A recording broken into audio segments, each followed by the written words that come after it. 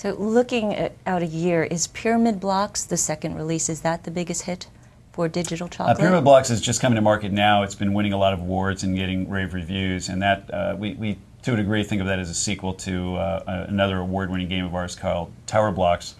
An even bigger story for us is the launch of what we call the Cafe series, which is a group of games that are a reflection of this casual trend. I think most casual gamers, by the way, there's a very strong part of that market that's women playing games. And women don't want to shoot and kill harmless animals and other people. Obviously there's a lot of male gamers that like hardcore sports games and driving games and games involving shooting and so on. But when you shift over to the casual market, whether we're talking about adults or children or men or women, what all of those consumers want are simple, fun puzzle games, card games, board games, trivia games. You can even have other topics like sports and racing and so on, but it's got to be handled in a more casual fashion. So the Cafe series has a community concept with a sense of place where players can congregate in what feels like a virtual Starbucks.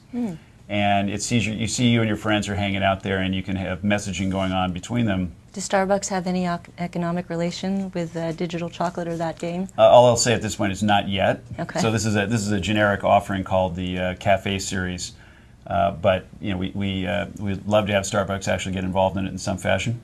But we were inspired by Starbucks because they took this mature beverage category called coffee, and they added social value, and that's been the key to their success. And they're very deliberate about it. I mean, they've created a very nice social environment, like a small village in each of their stores, and they've added personalization.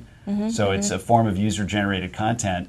And some of the Web 2.0 principles apply to what Starbucks has done, and they've got a fabulous brand relationship with their customers, and the customers spend a lot of money with them and are very happy about them as a brand. Okay, well, you touched on user-generated as well as Starbucks, and I believe that would be sponsorship or branding, and that's a different revenue model. But just quickly, what does it take to be a hit? Is it, I think Pyramid Blocks sold 1 million units in 2 years. Does that mean it's a game has to sell 1 million units within 2 years? I think to 1 million be units hit? it's a good benchmark. Okay. I think in the long run, of course, where we're headed, we would care more about having 1 million members of a club, and having those members, maybe they could even be playing for free, and maybe they're seeing some advertising.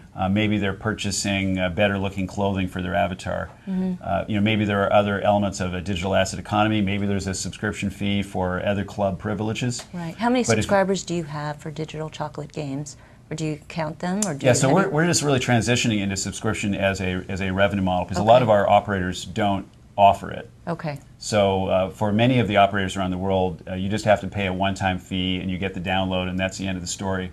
There are operators in the U.S., led by Verizon and Sprint, that have a lot of subscription capability. So a lot of our games can be purchased either way. Okay. But a more legitimate subscription service is one where there's a reason to be paying every month. I mean, if you just bought the game and maybe you played the game really heavily for a couple of months, why would you want to be paying for that 6 months later? Yeah. But if it feels like a membership in a club, that's a different story.